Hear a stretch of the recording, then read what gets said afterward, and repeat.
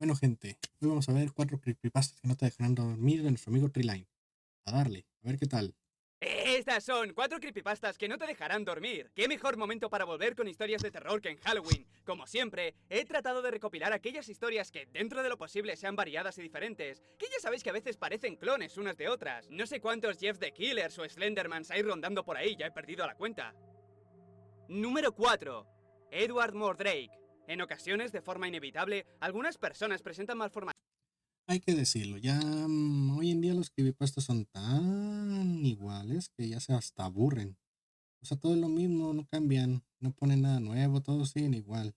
Ya se ha aburrido eso, es un cierto punto.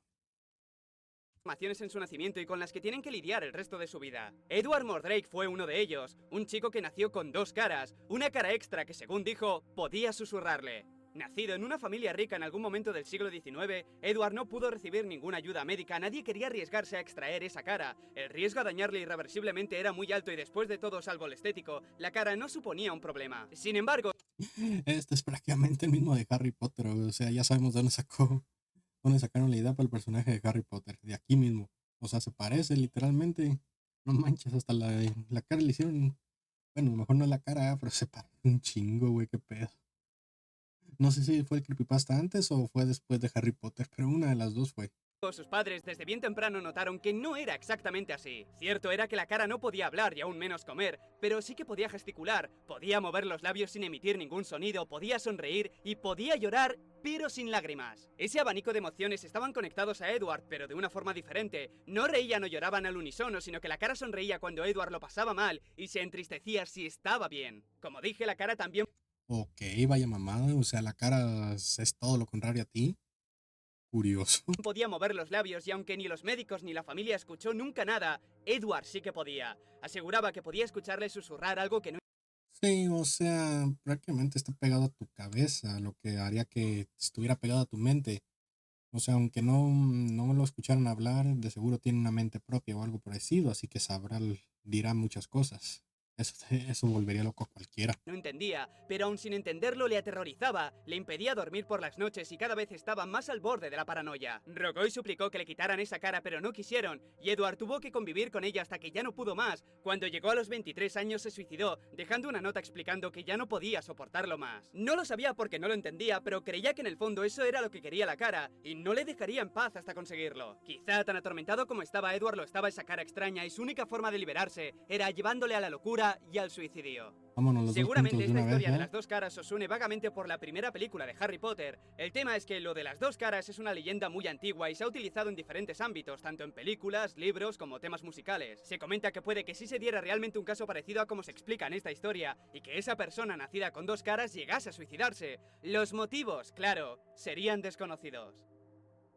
Número 3. Una carta del asesino de mi hija.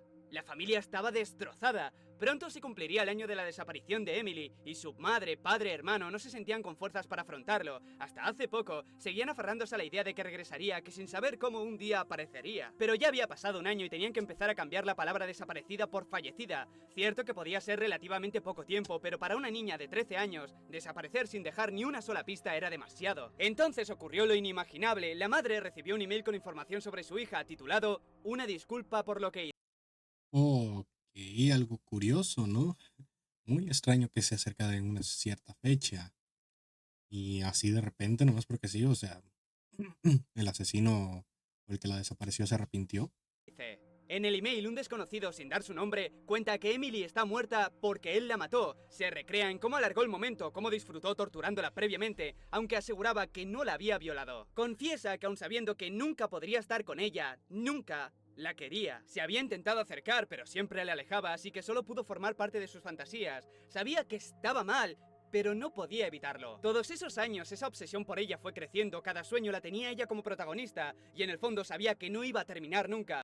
Ok, aquí es algún compañero o algo muy extraño, porque si es alguien que podía ver todo el tiempo, casi todo el tiempo, o al menos mucho, por lo que se escucha en la carta, es alguien que la veía mucho. Que solo podría terminar si él hacía algo al respecto, y lo hizo. Le explica cómo lo preparó todo, la cabaña en el bosque, las cuerdas para atarla, las herramientas para matarla. Fue un día cuando ella volvía del colegio cuando consiguió llevársela a la cabaña sin utilizar la fuerza, porque ella confiaba en él. En este punto la madre hizo una pausa Ok, ahí es algo curioso. Que confíe en ti es muy complicado.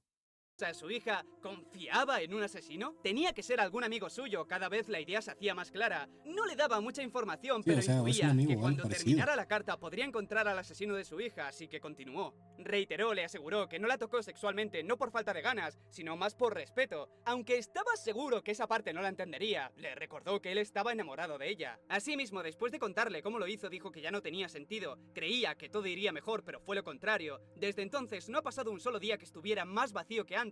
Durante todo este tiempo solo ha hecho O sea, literalmente, acabaste tu única fantasía. Acabaste con eso, ya no existe. Es obvio que te vas a sentir vacío, ¿no?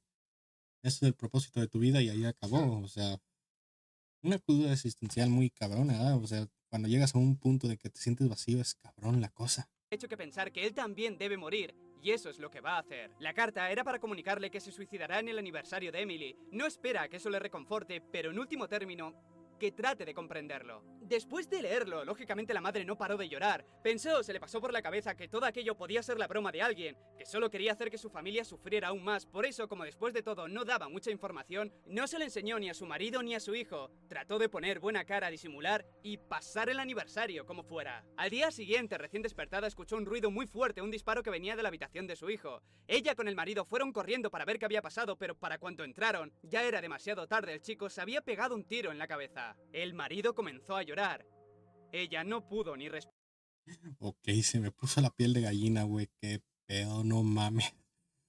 Imagínate ver esa situación, vivir esa situación, güey, en plan, ¿qué haces? Te quedas en plan, güey, no mames, qué puto pedo. ¿Qué onda? No puedes ni hablar, güey. Te quedas un trauma de por vida. Es en plan, no mames. Tu propio hijo mató a su hija. Es en plan, güey. No sé cómo explicarlo, pero es duro, muy duro. Es un creepypasta, pero es durísimo esta mamada. Número 2. I'm happy.abby. Como Este creo que sí lo escuché. Este sí lo llegué a escuchar más o menos. No me recuerdo cómo iba la cosa, pero sí lo llegué a más o menos escuchar. muchos sabrán, Internet y más la Deep Web está plagado de imágenes creadas para desquiciar a la gente, imágenes que muestran la parte más oscura del ser humano. I'mHappy.abby era uno de esos proyectos. Empezó tímidamente como un vídeo que intentaba parodiar o reírse de los demás vídeos similares. Empezaba mostrando un smiley face pero con los ojos y la boca recortados de otra imagen. El vídeo original mostraba esa cara mientras de fondo podía verse una estantería con una verdadera colección de cabezas decapitadas, eso sí, de plástico, aunque Ok, entonces creo que no es el que escuché yo, es otra cosa. tenían el detalle de tener la boca cosida forzándoles una sonrisa. El proyecto desapareció, se publicó un par de veces en páginas populares, pero enseguida lo eliminaban, un chiste que no llegó a tener gracia. Sin embargo, con el tiempo reapareció la misma cara, pero en formato .gif. En esta versión no salen las cabezas de fondo, se limita a transformarse grotescamente en otra cara mucho menos simpática, lo que parece ser otro intento de smiley face, pero con la boca arrancada y sin ojos. Los creadores del primer vídeo no se hacían responsables y dijeron que seguramente tenía que ser la creación de un fan que parecía estar obsesionado y desquiciado. La gran mayoría que siguió el tema del GIF recibieron vídeos en sus cuentas privadas de cómo alguien le estaba cosiendo la boca a una cabeza real decapitada, formando lo que intentaba ser una sonrisa, pero por como lo describían, conseguía una expresión muy incómoda de ver. Los vídeos eran desagradables, claro, pero lo peor era que cada día recibían otro vídeo, otra cabeza, otra sonrisa. En total recibieron 23 vídeos, de los cuales muchos de ellos se negaron a ver, cosa totalmente comprensible. Después de ver los primeros vídeos se sentían incapaces de ver el GIF, sabían que de alguna forma oculta, esta imagen era una de esas cabezas decapitadas forzadas a sonreír, forzadas a ser feliz. O sea, esto es turbio, pero de la Deep Web me espero cosas peores. O sea, esto es turbio, pero ya no me, de ahí he visto cosas aún peores y la verdad no es lo más turbio que hay. No es que lo he visitado, ¿verdad? Pero he escuchado tantas historias de ahí que esto es bajo para el nivel de la Deep Web.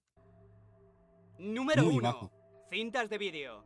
Esta historia comienza con Steve, que explica una de las cosas más extrañas que ha visto en la vida. Todo tiene lugar en una gasolinera en Pensilvania y gira en torno a Jeremy, un compañero de trabajo nuevo que había entrado hacía Este unas más o pocas menos creo que lo semanas. escuché. De las pocas veces que había coincidido con Jeremy en los cambios de turno, le pareció un tipo extraño, muy callado y con una extraña sonrisa. Todo eso no sería un problema para él o su jefe si no fuese porque desde hacía una semana más o menos notaron que faltaba aceite de motor, producto que desaparecía sospechosamente. Aceite de motor, o sea, está bien, pero ¿por qué aceite de motor? O sea, ¿Para qué lo podrías usar?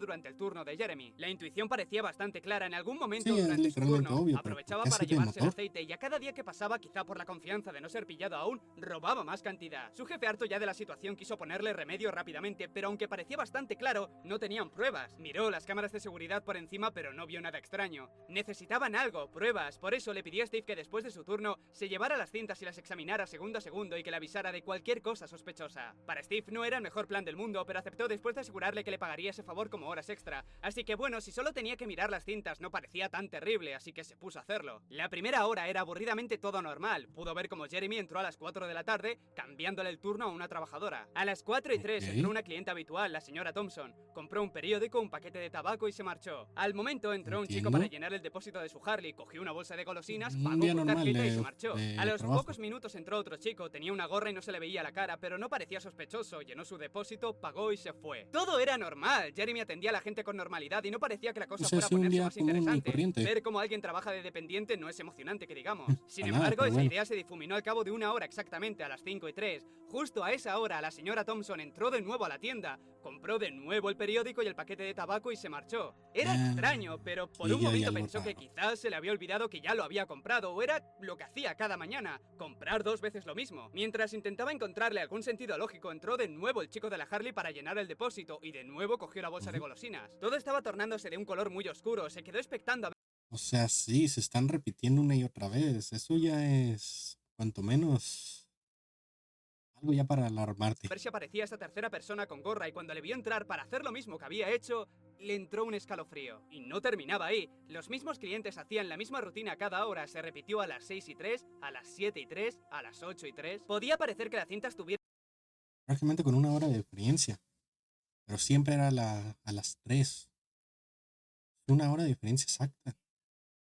trucada, pero Jeremy era el único que hacía las cosas distintas, y a través de las ventanas podía verse cómo se movía el sol. Lo adelantó rápidamente y seguía sucediendo a las 9:03, a las 10:03, a las 11:03, pero a las 12 apareció repentinamente la cara de Jeremy sonriendo. De algún modo sabía que mirarían las grabaciones y parecía que todo aquello le divertía. Se percató del detalle de que cuando se puso frente a la cámara el aceite ya había desaparecido de un segundo a otro. Eran las 12 de la mañana, no pudo dormir nada esa noche. Le llevó las cintas No, pues, güey, imagínate de por sí ver, estar revisando las cámaras, ver es algo así de extraño y de repente que el cabrón te mira directamente a los ojos detrás de la cámara. Es en plan, güey, qué pedo. Y que el aceite se haya desaparecido justo en cuanto hizo eso. Es en plan, no mames, a su llamen jefe a un para que las exorcista. viera y como era de esperar, estaba tan asustado como él. A las 4 de la tarde Jeremy empezaría su turno y no sabían qué hacer, pero a las 4:33 aún no había aparecido, le llamaron pero no contestó, llamaron a la policía.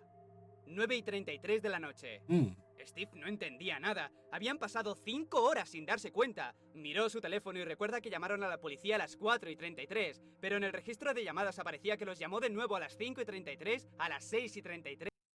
ok, ahora se está repitiendo con él. Entonces, ¿Jeremy está cerca? Porque solo pasaba cuando estaba Jeremy. Significa que los está vigilando o algo por el estilo. A las 7:33, a las 8:33, llamadas que no recordaba haber hecho, pero si eso no fuera suficiente, al despertar a las 9:33, vio que el tiempo se había congelado. Su jefe seguía en la misma posición que antes sin moverse y los coches de la calle también se habían paralizado. Sin saber qué hacer, solo quería llegar a su casa. Por suerte, antes de que perdiera la cabeza, estando a mitad de camino, el tiempo regresó de nuevo y la gente no parecía haberse dado cuenta. Agotado, llegó a su casa y durmió. Le despertó la llamada de su jefe diciéndole que había contactado con la policía, pero que no podían encontrar la dirección de la casa de Jeremy porque dio una falsa. Una dirección que la última vez que había habido una casa fue en 1993 y se quemó completamente con la familia dentro, una tragedia que todos conocen. Por ello, le avisa que la policía quiere hablar también con él, que vaya cuanto antes, y eso hizo. No parecían sorprenderse de la historia de Steve, casi le miraban como si ya le conocieran. De todas formas, no podía prestarle atención a eso, tenía cosas que hacer. Desde hacía unas semanas había entrado un chico nuevo llamado Jeremy y su jefe sospecha que puede estar robando el aceite de motor. Le ha pedido que revise las cintas para ver si puede encontrar algo, no le parece un plan muy divertido, pero le aseguró que se lo pagará como horas extras.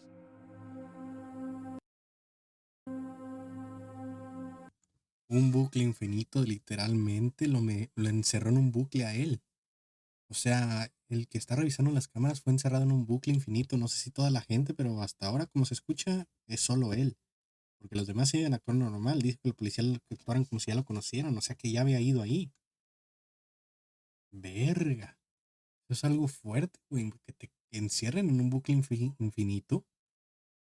Y lo peor es que no te das ni cuenta de que estás ahí. La madre. Pero bueno, este fue 4 creepypastas que no te dejarán dormir de Treeline.